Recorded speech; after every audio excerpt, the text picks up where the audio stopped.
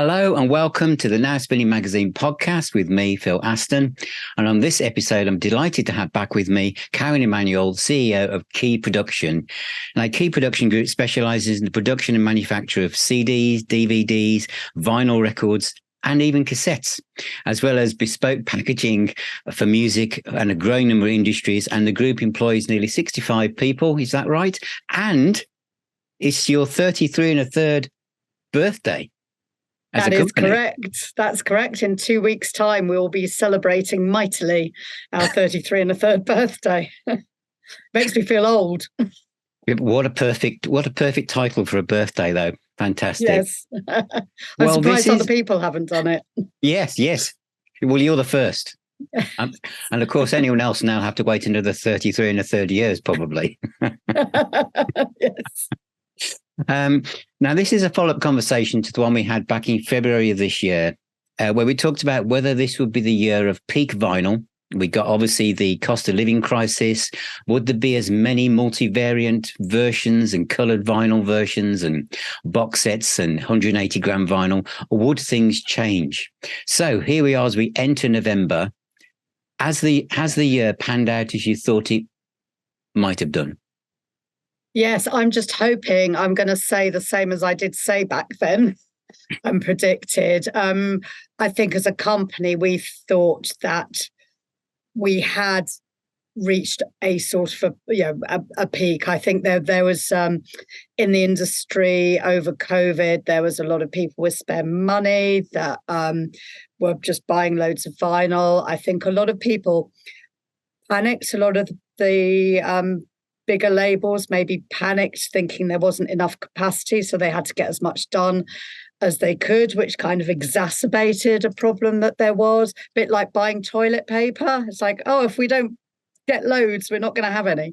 And I think that's kind of like played out in as much as we're seeing a lot of the major record labels that had loads of pre-booked capacity at all the factories aren't using it, so there's capacity available. And not only that, because there was so much more demand than supply, a lot of the factories bought new machines and a lot of new factories opened, which gave even more capacity available on the marketplace.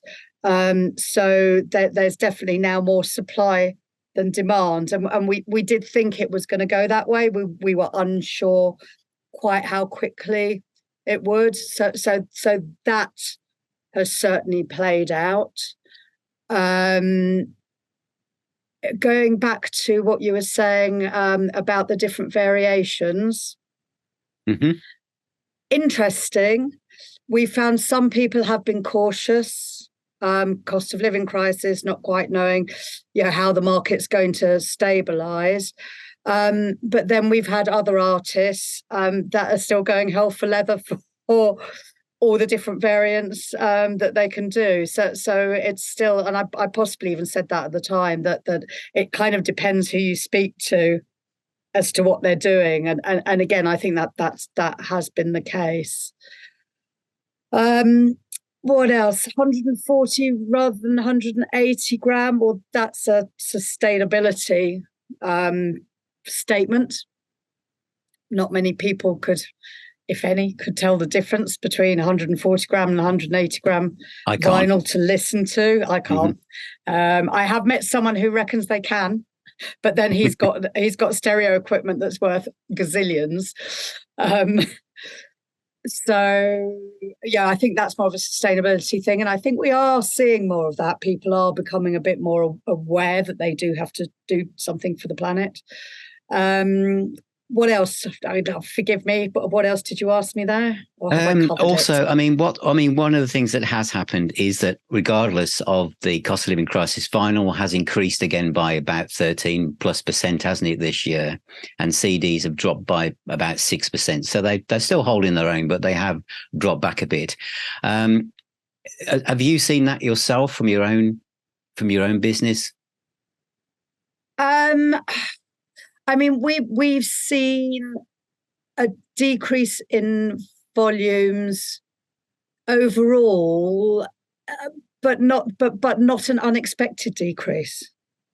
If you see what I mean. It's and I think that the figures that you're quoting me are the figures that are sold, and I'd be interested in what happens, I guess, over the next sort of 6 months, because obviously that was sold for products that was manufactured a while ago. Of course, so I'd like to see. So I'd be quite interested in seeing how that plays out. But as I say, it's a kind of a reduction in things that we weren't not expecting. So, for example, a lot of catalogue was pressed previously. It's in warehouses now. It doesn't need to be pressed again until it sells through. So that's caused for us at this end of manufacturing a slight decline. CDs, I'd say, are still probably holding up for us. A lot of the companies that we deal with still have the same steady trade that they had. So whilst there might be an overall decline in purchasing of 6%, for us, I'd say they were still holding their own. And in fact, there's been some cases where I've noticed that younger people are starting to buy CDs a bit more. It obviously hasn't done anything to the overall sales yet, but certainly some of the sort of younger bands that I've spoken to have been asking about putting their tracks out on CD rather than vinyl, which I thought was quite interesting. Now, I don't know whether that's a hangover from not being able to get vinyl quickly, because oh boy, you can get it quickly now. None of that 9 months rubbish. We're seeing sort of 2-3 months. If you've got your assets ready, which is a huge difference. So it just alters the whole look of the marketplace, or whether the sort of price difference is making them go for CDs. But I think that's quite interesting. Yeah, I asked on the YouTube channel and on the website and in the Facebook group as well, if people's habits had changed this year, because obviously everybody has seen an increase in cost, which came in probably just after we spoke. That's how it felt anyway. And I had quite a few younger people saying they'd started to buy CDs because they couldn't afford to buy as many vinyl albums, but they still wanted to support their bands that they liked. And so the CD became a kind of more obvious choice. And I also interviewed a few bands where they were concentrating on the CD first, not because of a hold up in waiting for the vinyl to be pressed. As you say, that's easier now, but just they wanted to see how it would go commercially before they decided to have a short vinyl run. And when I say a short vinyl run, that's what's really become apparent to me, is how short a vinyl run can actually be. It can literally be 300 to 400. Yes. I spoke to an artist last week, and he was saying, "Oh yes, Phil, we've got vinyl coming out. It's going to be splatter vinyl, and it's going to be and also a black vinyl one." And he said they'll all be autographed. And I said, "How many is there?" And he went, "Well, there's 100 of one, and there's 150 of the other."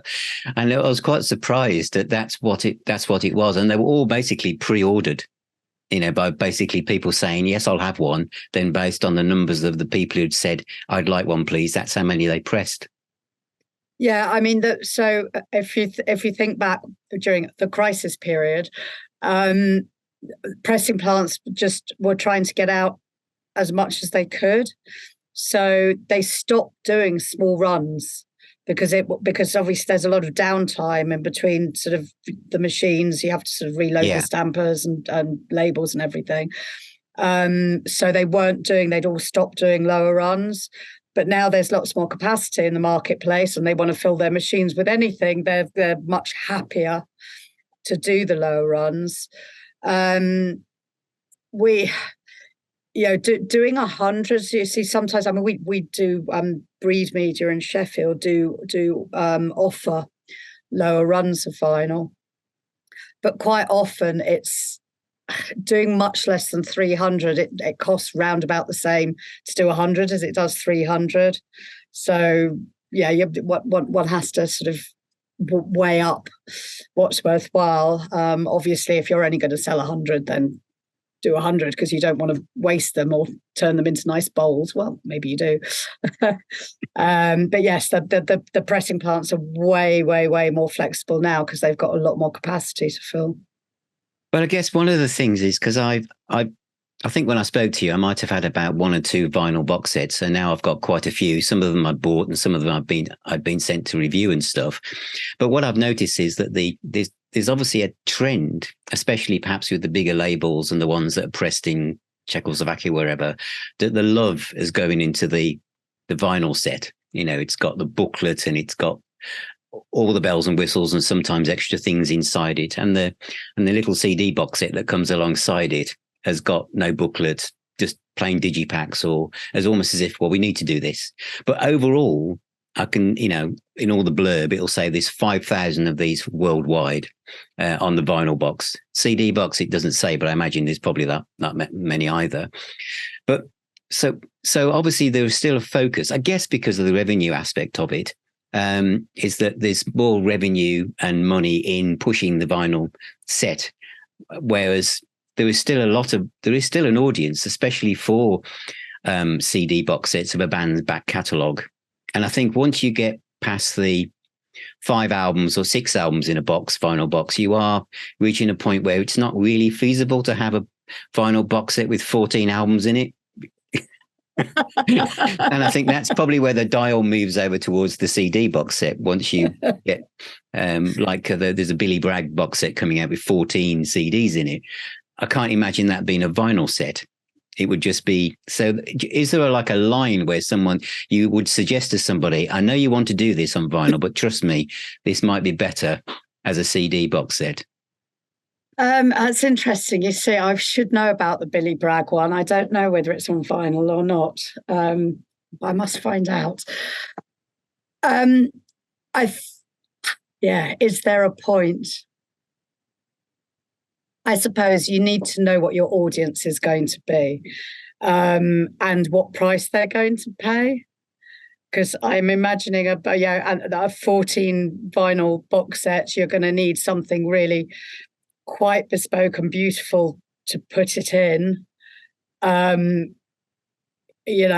card might not, even a very, very thick card might not hold it. You'd have to look at wood or metal or something like that. So the price point would be quite a lot. But I think very much it depends on the artist and the audience and what they think the audience will buy. Because you do have some people that will buy something that's, even if it's hundreds of pounds, as a one-off.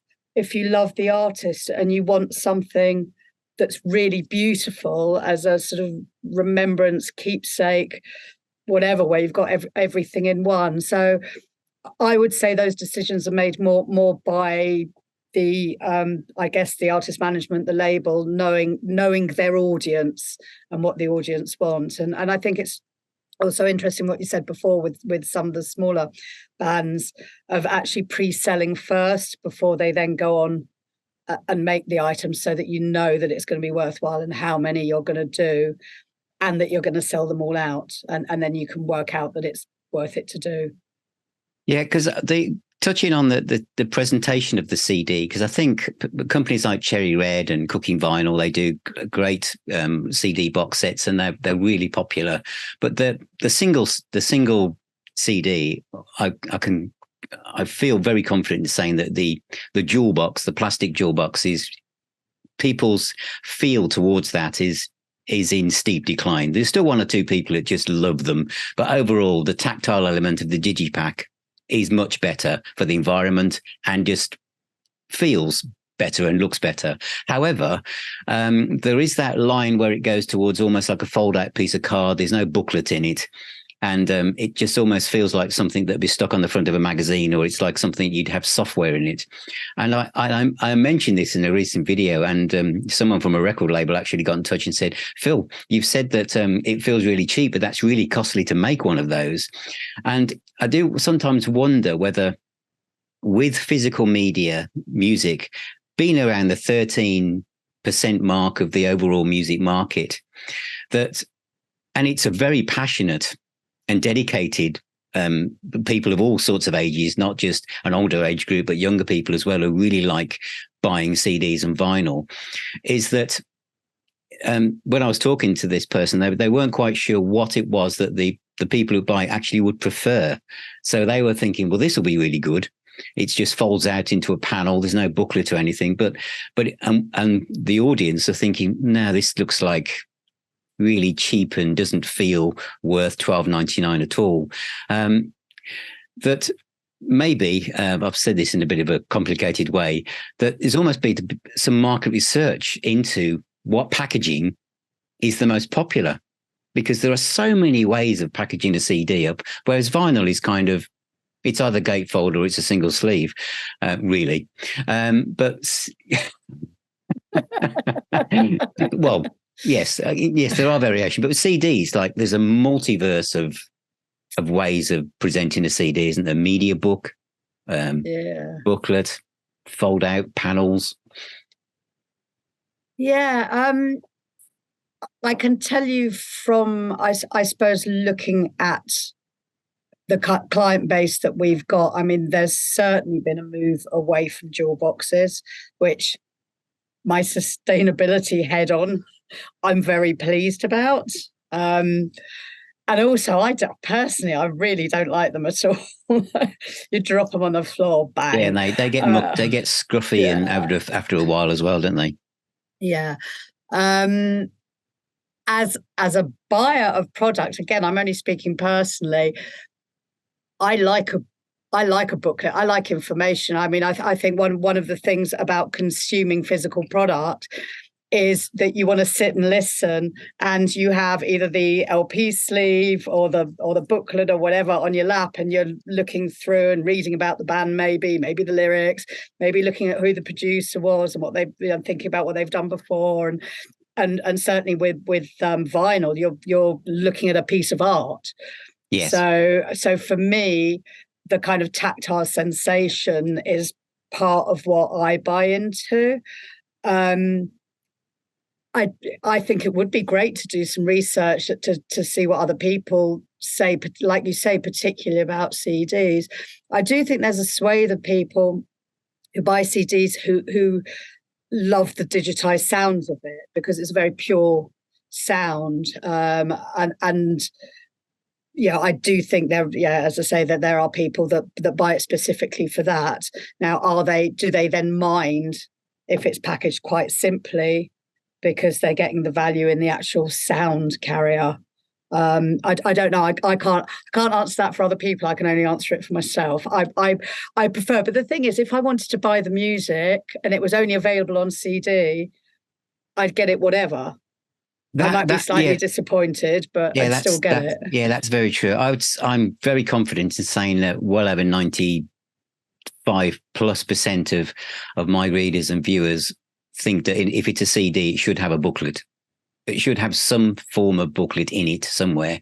I think once that's not there, it just it's kind of feels it's a piece of folded card with the disc shoved in one end, which I know is still costly to make it, but the booklet is, I think, important. And when it's not there, there's a kind of feeling of, oh. And I'd also, I think there's another demographic of people, and I've also crept into this myself, in that when I walk around HMV or I see the CD version, I can see it looks like just very simple affair. And I'm thinking, well, I think I'm going to go for the vinyl. And then for ease, I might just sit and use my network streamer and have the vinyl album on my lap. So just for the ease of being able to play it without going through the ritual of putting the record on, I'm sometimes streaming it, but looking at the record. And I know my youngest son does this a lot. And I think this is called silent vinyl, isn't it? I mean, he does it a lot. But he likes the whole feel of buying, the album, in that way. Yeah, that's interesting. I'd never heard the term silent vinyl. I like it. I imagine a lot of people do. There are stats that say how many people buy it but don't actually listen to the vinyl itself. And I know a lot of people use it to as artwork, either on their walls or just as a possession or just to touch and hold, and you feel more connected to an artist, I think, when you actually hold something of theirs, rather than it just being streamed. But yeah, it's interesting, isn't it? I mean, I think I'd probably go for vinyl over CD anyway, just because, I don't know, I'm old fashioned. I like it. Well, I've noticed them across the YouTube channel and the website that when I started this, it was probably predominantly CD fans, with a few people playing their old records and stuff. And no one streamed. No one even admitted to streaming ever. It was like, you just didn't mention it. But now, I would say that the whole community and the kind of subscriber base are people that do all of those things. Everybody streams now. Everybody buys vinyl, and most people buy CDs as well. Everyone's kind of just picks into what they feel like, depending on the artist. So I think there's no differential. Some people say, I bought that on record. I bought the vinyl for that this time, or I bought the CD. I streamed it first to see what it was like, and then it introduced me to something else that I thought I might like. So I think that's a very healthy feel. So I think, when a lot of the industry will say this has gone down or this has gone up, most music fans don't see those lines in the sand at all. It's just they like a band, and if they really like a band, they'll buy the CD and the vinyl, and the T-shirt, the whole lot. The only real fly in the ointment, I think, has been, and I see this a lot across my platforms, is the quality of the pressing for vinyl sometimes can let it down. You buy a CD, you put it on, it works, it plays. But the questions you get when I'm reviewing a vinyl album is, what's the pressing like, Phil? What's the inner sleeve like? Is there any paper dust on it? What's it like? And again, a number of people will say, I bought that, Phil, and I've had to send it back. There is I ran a campaign. Well, I started running a campaign at the beginning of the year called the campaign for polylined inner sleeve for all new vinyl records, because there were so many that I was kind of like just opening up in front of my camera, and they were like, I couldn't get them out the inner sleeve, or they were covered in dust, or they even had some marks on from just literally dragging them out of the inner sleeve. I mean, are you aware of that kind of thing with vinyl pressings? Well, yeah, it's traditionally a lot of vinyl has been in paper sleeves, awful lot cheaper than polylined inners, which I think is a thought behind it, especially with the lower run stuff. Yes, there is. Yeah, paper dust can get left and it can leave marks. Doesn't affect the quality of the playing of the record.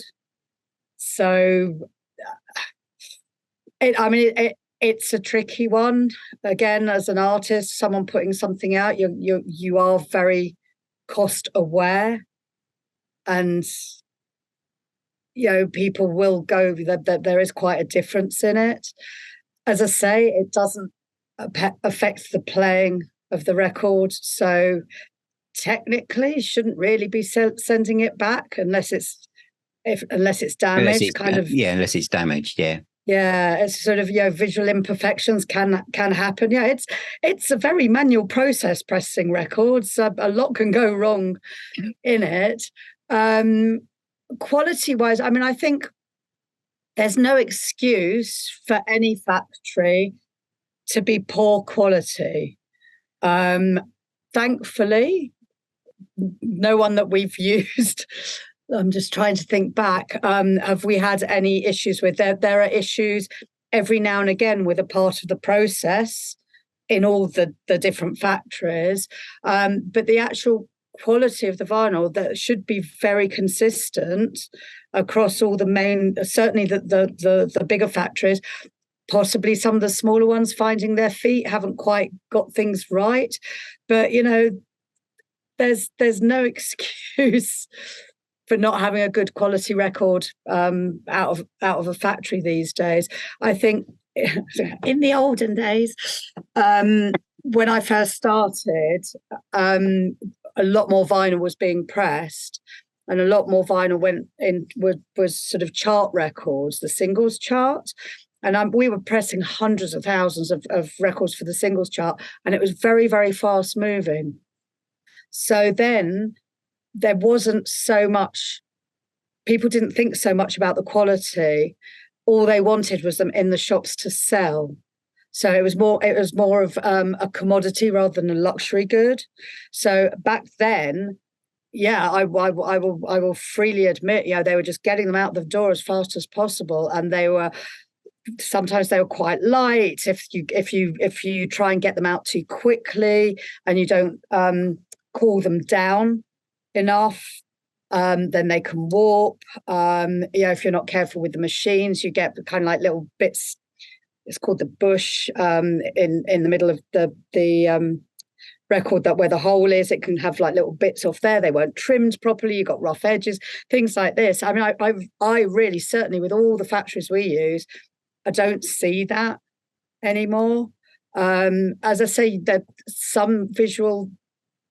you might get some visual effects on it, but it shouldn't affect the playing of the record. Sometimes when you make a stamper, you might get a teeny tiny bit of dust that you don't notice, that compress into the record. Now, if that causes a problem, then fair enough, then that record should be rejected. But again, you might see a tiny little mark on it, but it still plays absolutely fine. It's not the same process as a CD. No. It's very hands-on. So you've got to give it a little bit of leeway. Yeah, I just felt that the kind of the polylined inner sleeve is, because a lot of people buy those anyway afterwards and put the records in, and a lot of the blurb on the front of the box sets and stuff will say pressed on 180 gram vinyl, as if like that's one of the things that makes it special. But it could equally say also includes a polyline sleeve. In fact, Fish from Marillion has just done a video of his albums that are coming out on vinyl, and he includes polyline sleeves as part of the package, to give people a choice. So, and I think some of this has probably come more acute because of the price of a record. Like you said, it's not just a commodity now. It's not like an impulse buy. If you're going to buy a double album, it could be between 35 and 40 pounds. So there's some thought going into that before you think, shall I buy that or not? Or shall I? So you're probably, your senses are heightened to any imperfections when you spend £40 and get it home to what you expect it to be. Yeah, I understand that, and yeah, I'd be, well, we just do what we're asked to do, and I agree. Putting a record into a polyline inner, yes, that you don't get paper dust because it's polylined, so you don't get any of those issues. But yeah, again, I suppose it depends on the artist. Are they aware? And and the price point of what they're willing to pay. Because see, the problem is, I was having this discussion the other day. A very small increase at my end of the market makes for a very big increase when it gets in the shops, which is quite frustrating because it can be only a few pence more, or even several pence more. But once it goes through everywhere, that percentage increase, the higher it gets, the more it is, sort of thing. And I think there is only so much people will pay for a record, and if it makes that much difference as you go up the chain, maybe people are making that decision. And I think with some of the sort of smaller artists that are just starting out, a lot of it is very price conscious. And the poly, nothing's going to change the fact that a paper bag and a polylined inner are going to be very different at the price point. There's nothing that can be done about that. Overall, we've talked about smaller artists doing smaller runs, but are even bigger artists actually having smaller runs for either their presentation box sets or their traditional new releases? Again, I think bigger ones, no. I don't think we've seen anything going down particularly. Very hard to ask me, I guess, as a middle person, in as much as would I know that last time they did 75,000 and this time they're only doing 50,000. It's not the detail that I would particularly know off the top of my head. I don't feel, again, I think it's back to the multi-format thing. You ask some people and they're actually going, no, you know what, it's exactly as we thought it would be. It's, in fact, it's actually, we were surprised at how many were being sold. And then you'll ask someone else and they'll go, well, yeah, it is a bit less than we expected. We thought based on the last album it was going to be a bit more. So it's a very, very hard question to answer with any knowledge. Well, for my side, what I'm seeing and talking to my audience is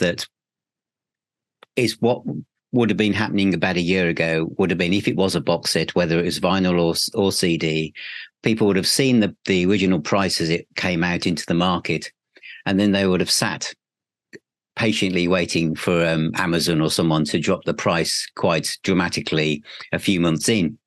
And then everyone would be saying, look, I got a bargain, whatever. What we've noticed this year is there is no time to sit on the fence waiting patiently, because it will just disappear. So things don't hang around now. And in fact, even Amazon doesn't seem to get as much as it used to. And I'm seeing more of my readers and viewers going to outlets like Burning Shed or places like that, because they seem to have more stock, or the price actually is very competitive, or they know that if they hang around, if the price probably won't drop at all. In fact, it will probably do the complete opposite and go higher and higher as there's less and less product available. That's interesting. So I wonder if that's because people are pressing less, so there's less available. That's a possibility, isn't it? Or people are not going to Amazon so much and are going to their local stores, or there's a lot of direct-to-customer product that comes out these days as well. That's interesting, and actually really nice to know, in a way, that everything that is out there is being bought. It's better than it was sitting around on shelves, isn't it? Well, it is. A classic, an obvious one to me was the Thin Lizzy Live and Dangerous CD box set that came out just into February. I think it sold out within 24 hours. It just disappeared. And there's been quite a few things like that where they've just literally gone. And I know Cherry Red do very short pressings of their box sets, and they always do a quick rerun, but they always, each time they do that, they do less, obviously, each time. But I have definitely noticed that. The other thing about numbers, obviously, to get to number one in the album charts is on average around 20,000 copies, isn't it? It's about that. I know the Rolling Stones did 72,000, but they're an outlier like Taylor Swift. But usually it's about 18, 22,000. And that's usually made up of a potpourri of cassettes, multicolored versions, normal vinyl, CDs, media books, and all sorts of things. So for that to get to number one, and then usually the week after, that artist and that record disappears out of the top 75. So this is why I was interested in the dynamics of how many to actually make, because obviously once that's happened, the record is obviously still, the album, still selling, but in a different way, or is that number not accurate? Are there lots of things being sold that don't make it into the chart? There's a lot more there's a lot more made than is reported as being sold. Got you. That's for sure. Not necessarily on the chart stuff, but in total. Yeah. And the reason we know that is that sometimes you'll get the BPI figures out going, however many millions records have been sold this year, and we're sat there going, well, we're only a tiny part of the industry and we've done that. So that's obviously not right. Not everything is chart eligible. A load of stuff isn't, and a load of stuff just goes completely straight D2C, gets sold at gigs and shows. Of course, yeah. Independent shops that might not have the chart eligibility and all of that. So it's interesting. There's a lot of talk around at the moment.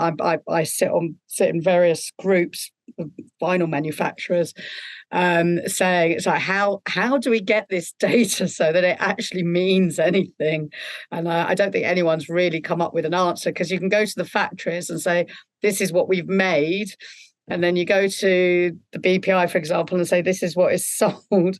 And you've got this huge disparity in the middle, that some of which has probably been sold and some of which has probably been in a warehouse, and you kind of don't know where. So yeah, the numbers reported as an overall are definitely different to the numbers that are sold overall. The charts is the charts. You have to get it scanned, beeped, or whatever, somewhere where it's chart eligible, and then they report back to the charts, and those are the true figures for the charts. I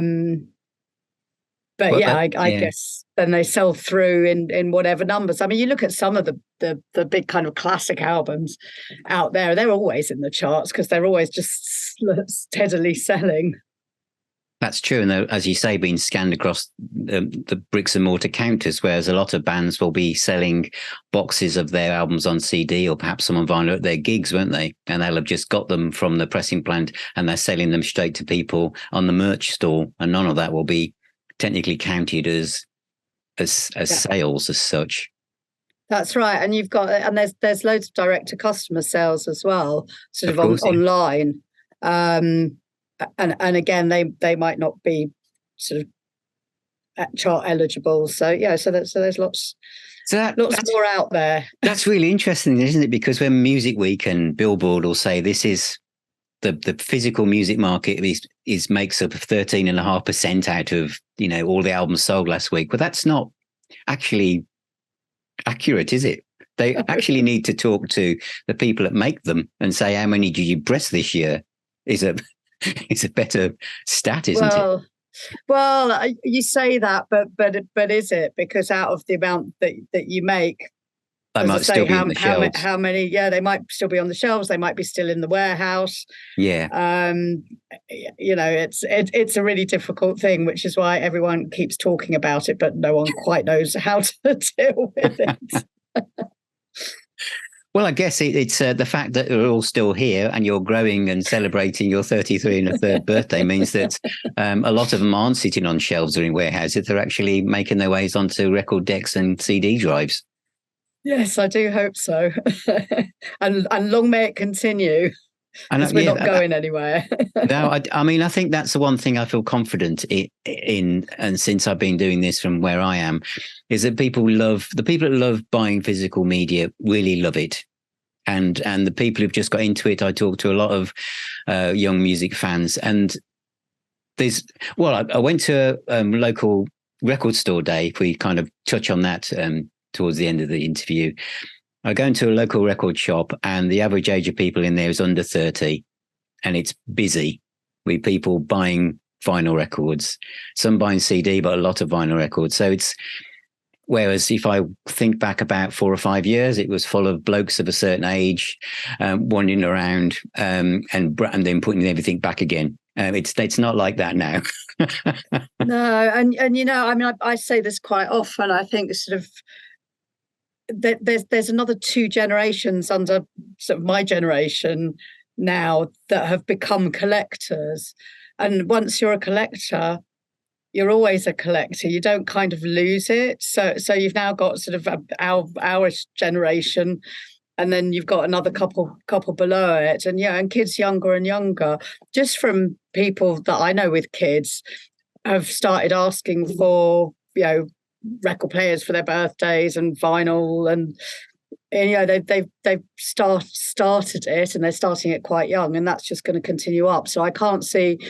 Yeah, I think we had an extraordinary blip of more demand than supply that just went off the scale, but that was due to so many different circumstances, mainly through sort of COVID. So that was a blip, but I think I can't see anything. It's not going away, and it's only going to get more and more people that kind of like buy into it. With all the new pressing plants and coming online, do you feel is that sustainable? Do you think, or do you think that is no? I mean, I find it quite sad, really. I went to a conference quite recently. I think I had 4 new UK plants approach me, and none of them had opened yet. And I'm like, I love what you're doing. I love the fact that you're doing it and you're so enthusiastic about it, and you've got all these ideas and these niches that you can move into. But I can't see how it's going to work, because they're just, there's more than enough capacity in the marketplace. So I do think some people will struggle, which, excuse me, is obviously very sad. But I don't think some of them are sustainable.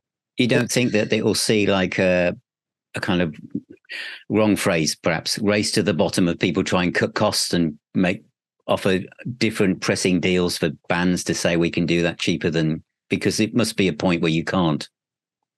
There will be some people doing it, but there is a point when you can't, and the point is probably almost at what they're selling out at already. It's an expensive old business. Yeah, it's why I never bought a factory. I could see how hard it would be to be sustainable. Yeah. So I do think that that there will be some people undercutting, which is quite a dangerous thing to do, because if they're already struggling, the reason that they'll be sort of lowering their prices significantly is more than likely because they're struggling and they're trying to buy market share. But if they're trying to do that, then they will be selling. They won't be able to make a profit, and they'll just kind of exacerbate a downward trend, which isn't good. Do you think there might be a bit of that? Do you think the cost of vinyl has kind of leveled off for a while? Because I think it's definitely. I think there are still elements around it where the prices are going up, but it's definitely stabilised in as much as a lot of the energy surcharges have gone now. Of course, yeah. So in a way, it's actually gone down. And the material, you can buy the material again when there was a shortage of material. Obviously, it then got much more expensive, and so that's leveled out. So a lot of things have leveled out. What hasn't leveled out is wages have still gone up. Fuel bills are still going up. The cost of living is still going up. So there's still a lot that's going up around it. But what I'm sincerely hope we don't see. But I mean, who knows? The world's gone a little bit to pieces recently. Everything else is relatively stable in this side of manufacturing at the moment. So unless any outside forces hit it, we shouldn't see what we saw a couple of years ago with, like, literally we were getting price increases overnight. No debate, no negotiation. It is what it is. In order for us to get this, we've had to get that. And so that's what it is. So that's all kind of settled down. So it should be more or less stable. I'm saying that and then thinking it's like, oh, don't quote me on it. I think one of the things of talking to I've done lots of interviews with younger bands and new bands and independent artists this year, and a lot of them have all said the same thing. They've actually put their prices up for buying CDs directly from themselves. So a single CD sometimes is 18, £20 and a double is 25. And I was talking to one guy of one band and he said, well, everything's going up. A jar of coffee is nearly £8.50 or in all these things. He said musicians drink the same and eat the same food. And obviously we need to put our prices up as well. So yes. He was saying that he's got like a back catalogue of the band. It's a full-time band. They've got a back catalogue of about 7 or 8 albums, a couple live albums. They do very limited vinyl, but mainly CD. And he said they've had people say, you need to give us a better discount. And they said, no, we should be putting our prices up every year because our costs are going up, fuel's going up, going on tours going up, hotel bills are going up. But what's interesting is that the fans of this band, who are very loyal, are absolutely fine to support that. And I think that there will be a part of the audience of physical media who hark back almost as if we're stuck in a time warp of thinking everything was 10 quid. All CDs are £10 and vinyl should be 15, and we think it's 1983 or something. But actually, the world has changed, and I do feel that, as you said earlier, if it's something that people really want and they feel an emotional attachment to the artist and the band, they'll just pay it. Yeah, I think the other thing I did when there was a lot of chat about the sort of prices of albums and things, there's a really funky thing I found online, which was a kind of an inflation calculator. Oh, yeah. And you put in a price of what it was however many years ago, and then they put in what that is now, looking at inflation nowadays. There's not that much of a difference. It's kind of gone up as it should do, and you're right, it should go up as it should do, because I think sometimes people forget that buying the music is supporting the band, and if you don't, then you're not going to hear the band because they won't be able to afford to make music. Exactly. I talk a lot about sustainability, but what I always remind people about is we also want a sustainable music industry, because we need people to be paid for the work that they're doing. Exactly. So that we can all enjoy it. Otherwise you don't have an industry. Very true. So what, as you come up to your 33 and a third birthday for your company and your staff, what are your thoughts going forward into 2024? Oh, that's always a difficult question, isn't it? Keep doing more good things. As I think, as I said before, I can't see. I can't see people. Yeah, I still think there's a really strong marketplace out there. I'm the type of person that always wants to do more. So we're just going to be out there, keeping on, doing hopefully a lot more bespoke box sets. I think some people, because of the cost of living crisis, held back a little bit on some of the bespoke stuff that they were doing. So we're looking forward to doing quite a lot more of that in the next year. Just doing what we do well and turning out really great product for people. And hopefully getting even bigger. Yeah, and I must tell people to visit your website. It's got to be one of the best websites in the world. It's just so creative and so much fun, especially clicking on the bit about see the team and the structure and everything, and all the wacky photos of people. And I think it makes the industry look like such a lot of fun, and it makes Key Production look like a wonderful place to work. Thank you. I do hope so. We've got a lot of people here that have been here a very long time. Yeah, well, that's fantastic, isn't it? Because that's quite rare in itself. That Yeah, and clients actually. My first 2 clients are still with us back from 1990. Brilliant. Well, thanks very much, Karen, for your time, and wish you all the success going forward in 2024. And obviously you have a great party in a couple of weeks, isn't it? And hopefully we'll talk again later next year. Yes, absolutely. As I say, I'm not going anywhere. All right, take care, and I'll speak to you soon. Thank you. Thank you very much. A huge thank you to my guest, Karen Emanuel from Key Production.